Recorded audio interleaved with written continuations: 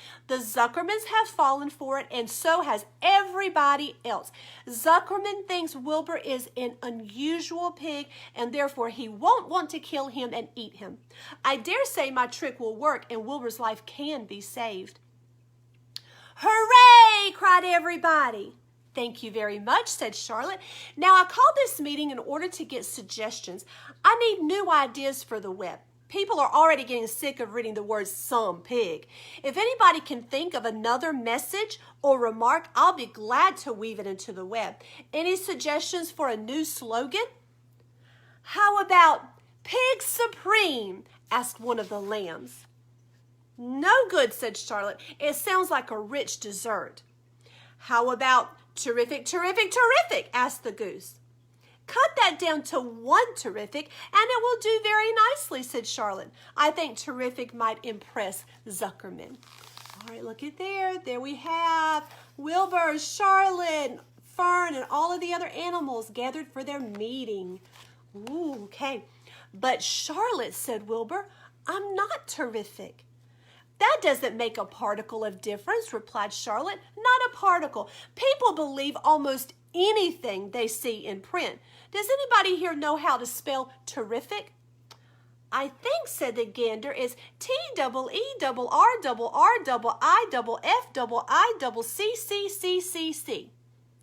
What kind of an acrobat do you think I am? Said Charlotte in disgust.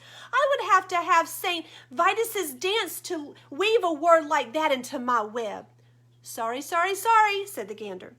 Then the oldest sheep spoke up. I agree that there should be something new written in the web if Wilbur's life is to be saved.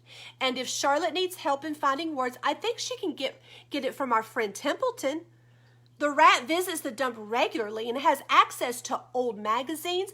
He can tear out bits of advertisements and bring them up here to the barn cellar so that Charlotte can have something to copy. Good idea, said Charlotte, but I'm not sure if Templeton will be willing to help. You know how he is, always looking out for himself, never thinking of the other fellow. I bet I can get him to help, said the sheep. I'll appeal to his baser instincts, of which he has plenty. Here he comes now. Everybody keep quiet while I put the matter up to him. The rat entered the barn the way he always did, creeping along close to the wall. What's up? He asked, seeing the animals assembled. We're holding a directors' meeting, replied the old sheep. Well, break it up, said Templeton. Meetings bore me. And the rat began to climb a rope that hung against the wall. Look, said the sheep, next time you go to the dump, Templeton, bring back a clipping from a magazine. Charlotte needs new ideas so she can write messages in her web and save Wilbur's life. Let him die, said the rat. I should worry. You'll worry all right when next winter comes, said the sheep. You'll worry all right when on a 0 morning next January when Wilbur is dead and nobody comes down here with a nice pail of warm slops to pour into the trough.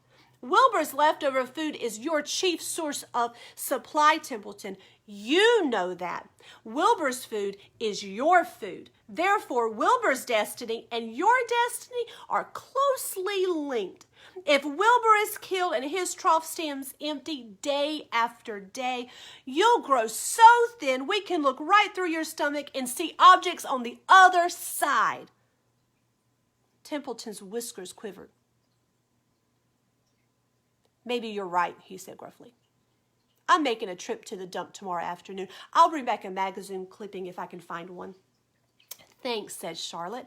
The meeting is now adjourned. I have a busy evening ahead of me. I've got to tear my web apart and write terrific. Wilbur blushed. But I'm not terrific, Charlotte. I'm just about average for a pig. You're terrific as far as I'm concerned, replied Charlotte sweetly. And that's what counts. You're my best friend, and I think you're sensational. Now stop arguing and go get some sleep. Chapter 13, Good Progress. Far into the night, while the other creatures slept, Charlotte worked on her web. First, she ripped out a few of the orb lines near the center. She left the radial lines alone, and they were needed for support. As she worked, her 8 legs were a great help to her. So were her teeth.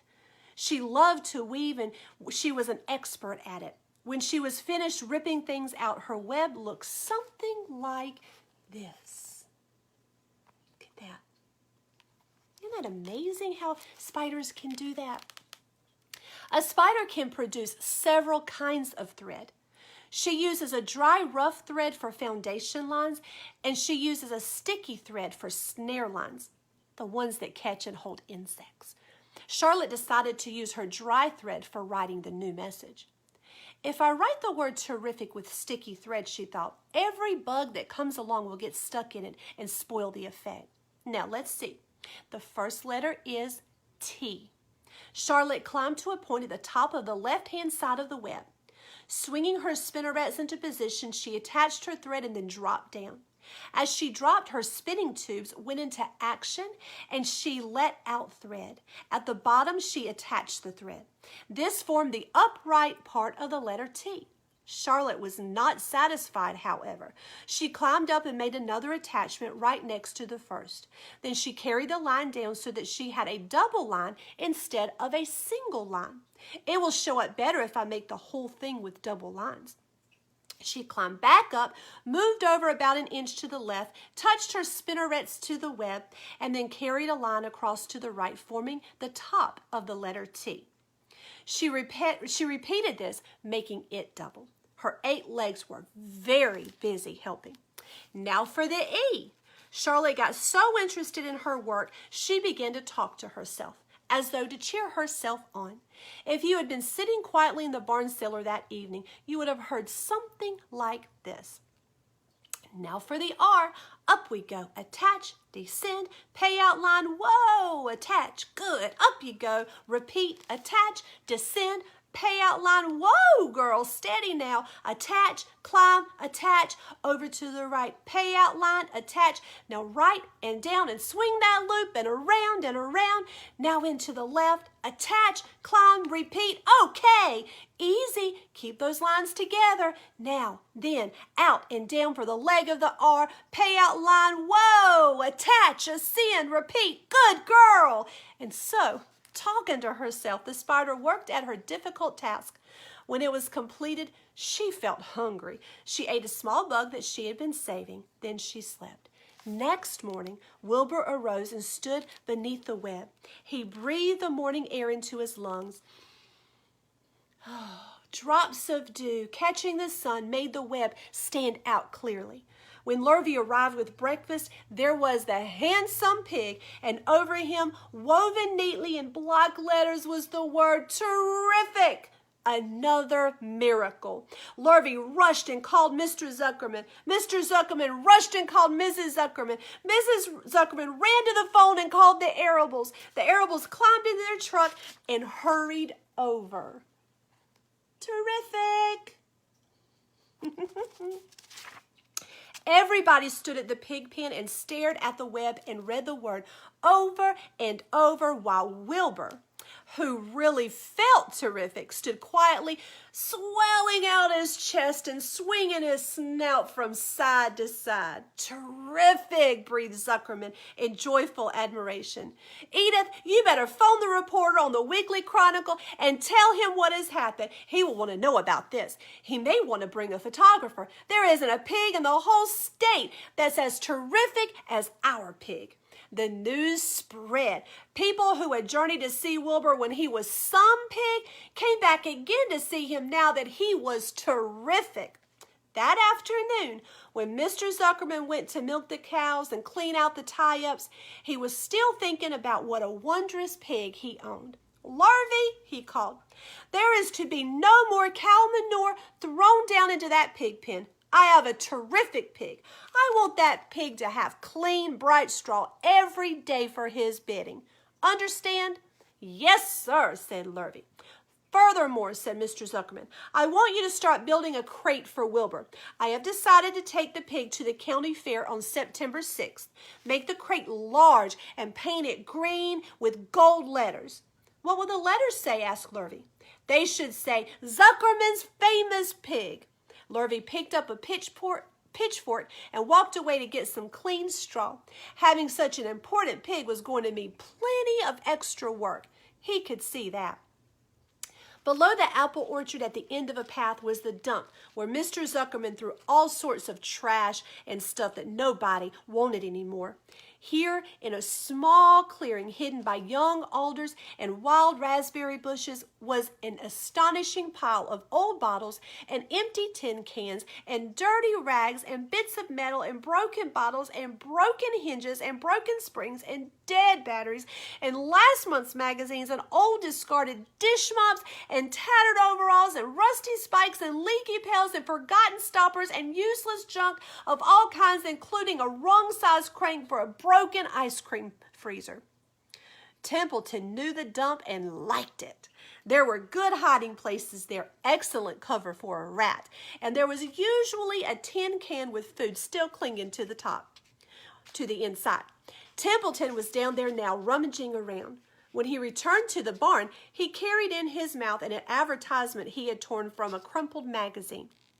"How's this?" he asked, showing the ad to Charlotte. "It says crunchy." "Crunchy would be a good word to write in your web."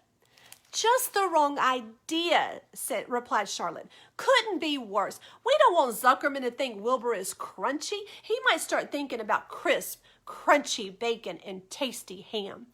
That would put ideas in his head. We must advertise Wilbur's noble qualities, not his tastiness. Go get another word, please, Templeton." The rat looked disgusted, but he sneaked away to the dump and was back in a while with a strip of cotton cloth. "How's this?" he asked. "It's a label off an old shirt." Charlotte examined the label. It said pre-shrunk. "I'm sorry, Templeton," she said, "but pre-shrunk is out of the question. We want Zuckerman to think Wilbur is nicely filled out, not all shrunk up. I'll have to ask you to try again." "What do you think I am, a messenger boy?" grumbled the rat. "I'm not going to spend all my time chasing down to the dump after advertising material." "Just once more, please," said Charlotte. "I'll tell you what I'll do," said Templeton. "I know where there's a package of soap flakes in the woodshed. It has writing on it. I'll bring you a piece of the package." He climbed the rope that hung on the wall and disappeared through a hole in the ceiling. When he came back, he had a strip of blue and white cardboard in his teeth. "There," he said triumphantly. "How's that?" Charlotte read the words, "With new radiant action." "What does it mean?" asked Charlotte, who had never used any soap flakes in her life.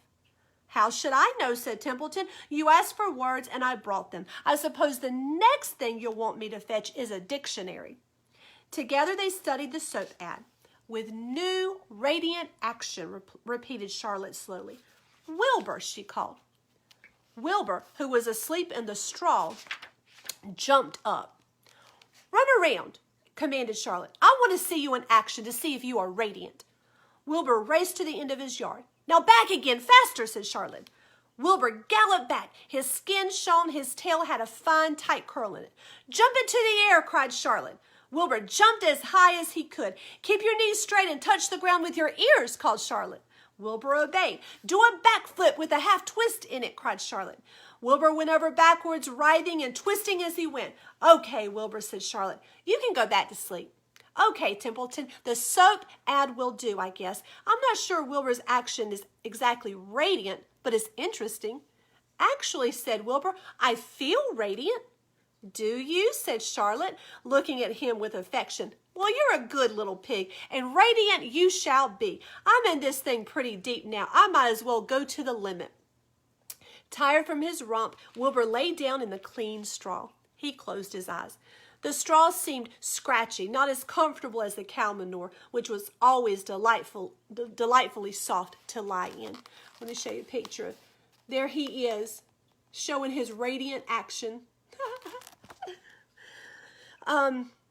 So he pushed the straw to one side and stretched out in the manure. Wilbur sighed. It has been a busy day, his first day of being terrific. Dozens of people had visited his yard during the afternoon, and he had to stand and pose, looking as terrific as he could. Now he was tired. Fern had arrived and seated herself quietly on her stool in the corner. "Tell me a story, Charlotte," said Wilbur as he lay waiting for sleep to come. "Tell me a story." So Charlotte, although she too was tired, did what Wilbur wanted. Once upon a time, she began, I had a beautiful cousin who managed to build her web across a small stream. One day, a tiny fish leaped into the air and got tangled in the web. My cousin was very much surprised, of course. The fish was thrashing wildly. My cousin hardly dared tackle it, but she did. She swooped down and threw great masses of wrapping material around the fish and fought bravely to capture it. Look at that. Look at that fish caught in the net. And there's her cousin. Ooh, coming after the fish. Did she succeed? Asked Wilbur. It was a never-to-be-forgotten battle, said Charlotte. There was the fish, caught only by one fin, and its tail wildly thrashing and shining in the sun. There was the web, sagging dangerously under the weight of the fish. How much did the fish weigh? Asked Wilbur eagerly. I don't know, said Charlotte. There was my cousin, slipping in, dodging out, beaten mercilessly over the head by the wildly thrashing fish, dancing in, dancing out, throwing her threads and fighting hard. First she threw a left around the tail. The fish lashed back, then a left to the tail and a right to the midsection. The fish lashed back. Then she dodged to one side and threw a right and another right to the fin. Then a hard left to the head while the web swayed and stretched. Reminds you of like boxing, right? Yep. A left, and a right, and a left, and a right. Then what happened? Asked Wilbur. Nothing, said Charlotte. The fish lost the fight. My cousin wrapped it up so tight it couldn't budge. Then what happened? Asked Wilbur. Nothing, said Charlotte. My cousin kept the fish for a while, and then when she got good and ready, she ate it.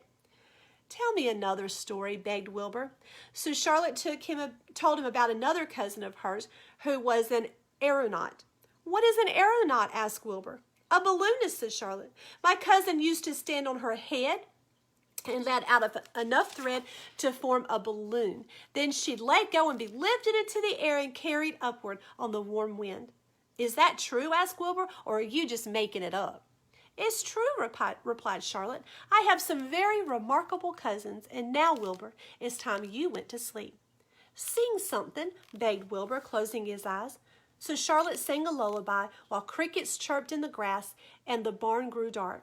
This was the song she sang. Sleep, sleep, my love, my only, deep, deep in the dung and the dark. Be not afraid and be not lonely. This is the hour when frogs and thrushes praise the world from the woods and the rushes. Rest from care, my one and only, deep in the dung and the dark. But Wilbur was already asleep. When the song ended, Fern got up and went home. And that's where we're going to stop today. Yay! So far, Charlotte's plan is working so far. So, now you will join me next week, okay? Join me next week so that we can hopefully finish up this book and move on to another one. So send those suggestions in, all right? If you have suggestions for our next book, let me know. I want to read something that you know that I might not. I'm always up for another good adventure, okay? All right, here we go. Story time, story time. We're all done with story time. We took an adventure, we took a trip. We grabbed a book, we zippity-zipped. We took an adventure, we took a trip. During our story time. All right, friends, I will see you next week. Have a wonderful, wonderful weekend. And remember, I love you. Bye.